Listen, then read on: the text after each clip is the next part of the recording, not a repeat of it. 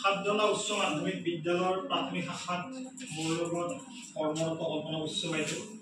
আমাৰ নতুনকৈ আহি যোগদান কৰা অমিতা বাইদেউ আৰু মোৰ অতিকে মৰমৰ ছাত্ৰ ছাত্ৰীসকল। আজি 11 নৱেম্বৰ হৈছে ৰাষ্ট্ৰীয় শিক্ষা দিৱস। আজি ৰাষ্ট্ৰীয় শিক্ষা দিৱস সম্পৰ্কে আমি চমুকৈ কিছু ব্যাখ্যা কৰিম। কিয় ৰাষ্ট্ৰীয় দিৱস উদযাপন কৰা হয়, ৰাষ্ট্ৰীয় শিক্ষা দিৱস কাৰ কাৰণে উদযাপন কৰা হয়। যে ৰাষ্ট্ৰীয় শিক্ষা দিৱস হৈছে মৌলানা আবুল কালাম আজাদৰ জন্মদিন। মৌলানা আবুল কালাম আজাদ কোন আছিল? এই প্ৰশ্নটো যদি আমি চাবলৈ যাওঁ, ভাৰতবৰ্ষ স্বাধীন হোৱাৰ পিছত যিজনে ভাৰতবৰ্ষৰ মানৱ সম্পদ উন্নয়ন মন্ত্ৰীৰ দায়িত্ব গ্ৰহণ কৰিছিল তেখেতে আছিল মৌলানা আবুল কালাম আজাদ। মৌলানা আবুল কালাম আজাদে ভাৰতবৰ্ষৰ প্ৰথম শিক্ষামন্ত্ৰী। তেখেতৰ জীৱনটো যদি অনুধাৱন কৰা যায় তেতিয়া দেখা যায় যে তেখেতে মক্কাত শিক্ষা লাভ কৰিছিল। কিন্তু তাত এটা কথা আছে যে তেখেত শিক্ষামন্ত্ৰী, কিন্তু তেখেতে কোনো স্কুলত যোৱা নাছিল, বিদ্যালয়ত যোৱা নাছিল। দেউতাকে তেখেতক স্কুললৈ পঠোৱা নাছিল। ঘৰতে থাকি উৰ্দু, আৰবী বা অন্যান্য ভাষাবিলাক আয়ত্ত কৰিছিল। ইংৰাজী ভাষাৰ প্ৰতি তেওঁৰ গুৰুত্ব আছিল, কিন্তু দেউতাকে ইংৰাজী ভাষাটোৰ ওপৰত বিশেষ গুৰুত্ব আৰোপ কৰা নাছিল। তেওঁ মক্কাৰ পৰা পিছলৈ কেলকাতালৈ মানে কলিকতালৈ ঘূৰি আহে আৰু কলিকতাত এজন বন্ধুৰ সংস্পৰ্শত থাকি তেওঁ ইংৰাজী ভাষাটো ভালদৰে আয়ত্ত কৰে। আৰু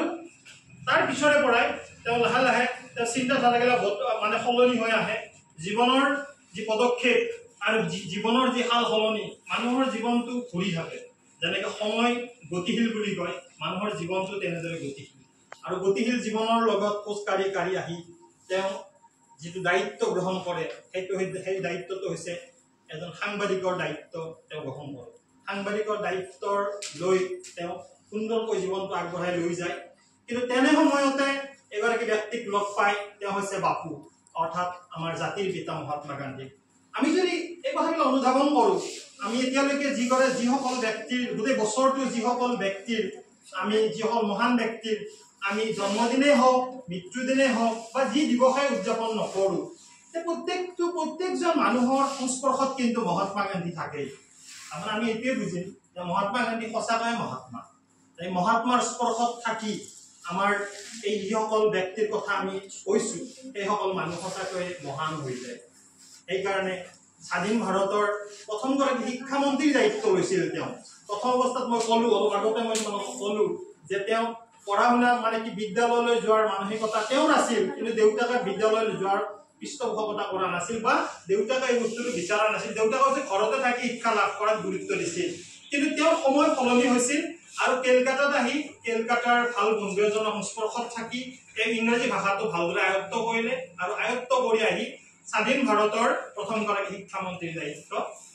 দায়িত্বভাৰ গ্ৰহণ কৰিলে। এতিয়া তেওঁ দায়িত্ব গ্ৰহণ কৰিয়েই তেওঁ কোনবিলাক কথাত গুৰুত্ব দিছিল? যিহেতুকে তেওঁ ভাৰতৰ শিক্ষামন্ত্ৰী, ভাৰতৰ মানৱ সম্পদ উন্নয়ন মন্ত্ৰী, গতিকে তেওঁ এটা কথাৰ ওপৰত বিশেষকৈ গুৰুত্ব দিছিল যে ভাৰতবৰ্ষৰ যিটো শিক্ষা ব্যৱস্থা, সেই শিক্ষা ব্যৱস্থাটোত তেওঁ বিশেষভাৱে গুৰুত্ব আৰোপ কৰিছিল। অৰ্থাৎ ভাৰতবৰ্ষৰ কোনো এখন ৰাজ্য, কোনো এখন জিলা, কোনো এখন গাঁও শিক্ষাৰ পৰা দূৰত থাকিব নোৱাৰিব। তেওঁ এই কথাটোত বিশেষভাৱে গুৰুত্ব আৰোপ কৰিছিল যে প্ৰত্যেকখন গাঁও, প্ৰত্যেকখন জিলা, প্ৰত্যেকটো অঞ্চল শিক্ষাৰ ক্ষেত্ৰত আগৰণীয় হ'ব লাগিব। শিক্ষাৰ পোহৰে গোটেই গাঁও অঞ্চলৰ পৰা আৰম্ভ কৰি গোটেই জিলা, আমাৰ গোটেই ৰাষ্ট্ৰখন, ভাৰতবৰ্ষখন পোহৰাই তুলিব লাগিব। এই উদ্দেশ্যত তেওঁ আৰোপ কৰিয়েই তেওঁ দায়িত্বভাৰ গ্ৰহণ কৰিছিল। আৰু তেওঁ যথেষ্ট সফলো হৈছিল, কাৰণ তেওঁ সেই অন্ধকাৰ যিটো ভাৰতবৰ্ষত শিক্ষা অবিহনে আমাৰ মানৱ জাতিটো যে অন্ধকাৰ হয়, এই কথাটো তেওঁ খুবেই বাৰুকৈ চিন্তা কৰিছিল। আৰু চিন্তা কৰিয়েই তেওঁ যথেষ্ট পৰিমাণে গুৰুত্ব আৰোপ কৰিছিল। আৰু গুৰুত্ব আৰোপ কৰি তেওঁ ভাৰতবৰ্ষ এখন লেখত ল'বলগীয়া ৰাজ্য হিচাপে উন্নীত কৰিব পাৰিছিল। গতিকে স্বাধীন ভাৰতৰ শিক্ষামন্ত্ৰী হিচাপে তেওঁ যিটো কৰিছিল সেইটো সঁচাকৈ এটা গুৰুত্বপূৰ্ণ এটা দিন আছিল বা দায়িত্বভাৰ গ্ৰহণ কৰিছিল। আৰু তেওঁৰ প্ৰতি শ্ৰদ্ধা জনাই 2008 চনৰ পৰা তেখেতৰ জন্মদিনটো ৰাষ্ট্ৰীয় শিক্ষা দিৱস হিচাপে উদযাপন কৰা হৈছে। ৰাষ্ট্ৰীয় শিক্ষা দিৱস মানে আমি বুজি পালো শিক্ষা মানে বুজি পালো যে শিক্ষা এনেকুৱা এটা বিষয় শিক্ষা বুলি কোৱাৰ লগে লগে আমি এনেকুৱা এটা বিষয়ৰ কথা বুজি পাওঁ যে শিক্ষা হৈছে আমাৰ এনেকুৱা এটা অস্ত্ৰ এনেকুৱা এটা আমাৰ এটা চাবিকাঠি যি চাবিকাঠিৰে আমি জীৱনটো উদযাপন কৰিব পাৰোঁ কাৰণ আমি জানো যে শিক্ষা নথকা মানুহ শিলৰ দৰে তেওঁৰ মন শিল তেওঁৰ চিন্তাও শিলৰ দৰে কঠোৰ তেওঁৰ চিন্তা কঠোৰ তেওঁৰ কৰ্মও কঠোৰ সেইকাৰণে শিক্ষাটোক গুৰুত্ব দিছিল মৌলানা আবুল কালাম আজাদ আৰু তেওঁৰ দিনতে তেওঁ দায়িত্বভাৰ গ্ৰহণ কৰিছিল 1947 চনৰ 15 আগষ্ট তাৰিখৰ পৰা তেওঁ দায়িত্বভাৰ গ্ৰহণ কৰিছিল আৰু 1958 চনৰ 2 ফেব্ৰুৱাৰীলৈকে তেওঁ দায়িত্বভাৰ সম্পূৰ্ণভাৱে গ্ৰহণ কৰি তেওঁ লেখত লগে লগে এখন ৰাষ্ট্ৰ হিচাপে পৰিগণিত কৰিব পাৰিছিল আৰু তেওঁৰ প্ৰতি শ্ৰদ্ধা জনাই আমাৰ ৰাষ্ট্ৰীয় শিক্ষা দিৱস হিচাপে তেওঁৰ জন্মদিনটো উদযাপন কৰা হৈছে ৰাষ্ট্ৰীয় শিক্ষা দিৱস মানে হৈছে ৰাষ্ট্ৰীয় মানে আমাৰ গোটেই ভাৰতবৰ্ষত এই দিনটো ৰাষ্ট্ৰৰ কাৰণে এটা দিৱস শিক্ষাৰ কাৰণে এটা দিৱস হিচাপে উদযাপন কৰা হৈছে আমি জানো যে আমাৰ শিক্ষকৰ কাৰণে এটা দিৱস আছে যেটো আমাৰ ডক্টৰ সৰ্বপল্লী ৰাধাকৃষ্ণনৰ জন্মদিন যাক আমি 5 ছেপ্টেম্বৰ বুলি আমি জানো সকলোৱে শিক্ষকৰ প্ৰতি এটা বিশেষ সন্মান আৰু শিক্ষাৰ প্ৰতি এটা বিশেষ সন্মান হৈছে ৰাষ্ট্ৰীয় শিক্ষা দিৱস আৰু ৰাষ্ট্ৰীয় শিক্ষা দিৱসত আজি মৌলানা আবুল কালাম আজাদক আমি অন্তৰে মনত পেলাইছো তেওঁৰ প্ৰতি প্ৰণাম যাচিছো তেওঁ যতে আছে তেওঁৰ আত্মাই যাতে আমাৰ এই কণ শিশুবিলাকৰ যাতে ভৱিষ্যতটো সুনিশ্চিত হয় এই কণ শিশুবিলাকে যাতে এদিন যেটো ভৱিষ্যতৰ যিডাল বাকজৰি এই বাকজৰিডাল তাৰ লৈ যাতে জীৱনটো উদযাপন কৰিব পাৰে আমি জানো এই শিশুসকল ভৱিষ্যতৰ নাগৰিক কাৰণ এই শিশুসকলে গৈ আমি যি শিক্ষা প্ৰদান কৰিছো আমি নিশ্চয় সকলোৱে প্ৰত্যেকজন শিক্ষকে সদায় এটা কথাই মন কৰে মই হেনেকে ভাবো যে প্ৰত্যেকজন শিক্ষকে ঘৰৰ পৰা এটা সুস্থ মস্তিষ্ক লৈ এটা সুস্থ উদ্দেশ্য লৈ আহে যে প্ৰতিজন শিশুক মানুহ কৰাৰ উদ্দেশ্যৰে আহে কিন্তু অকল শিক্ষকে মানুহ গঢ়ি তোলাব নোৱাৰে তাত সহযোগ লাগিব আমাৰ ঘৰৰ যিটো পৰিৱেশ আমাৰ ঘৰৰ যিটো এটা সুন্দৰ বাতাবৰণ এই বাতাবৰণটো মাক দেউতাকে দিবই লাগিব যদি মাক দেউতাকে সেই বাতাবৰণটো দিব পাৰে আৰু শিক্ষকে যদি এটা সুন্দৰ পৰিৱেশ ছাত্ৰ ছাত্ৰীসকলক দিব পাৰে তেতিয়াহ'লে কোনো শিশু এটা অশিক্ষিত হৈ থাকিব এইটো কথা আমি বিশ্বাস নকৰো আমি এইটোৱে বিচাৰো এইকাৰণে যে প্ৰত্যেকজন শিশুৱে নিজৰ ওপৰত গুৰুত্ব দিয়ক প্ৰত্যেকজন মাক দেউতাকে নিজৰ সন্তানৰ ওপৰত গুৰুত্ব দিয়ক আৰু প্ৰত্যেকজন শিক্ষকে নিজৰ পৰৰ শিশুটোক নিজৰ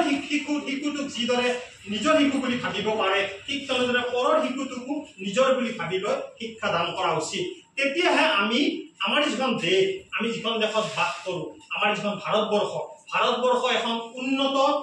ৰাষ্ট্ৰ বুলি পৰিগণিত হ'ব আজি আমি জানো যে ভাৰতবৰ্ষত শিক্ষাৰ তুলনাত কোনখন দেশ শ্ৰেষ্ঠ বুলি কোনখন ৰাজ্য শ্ৰেষ্ঠ বুলি আমি যদি চিন্তা কৰো বিচাৰ কৰো এটা কেৰালা শ্ৰেষ্ঠ ৰাজ্য বুলি কোৱা হয়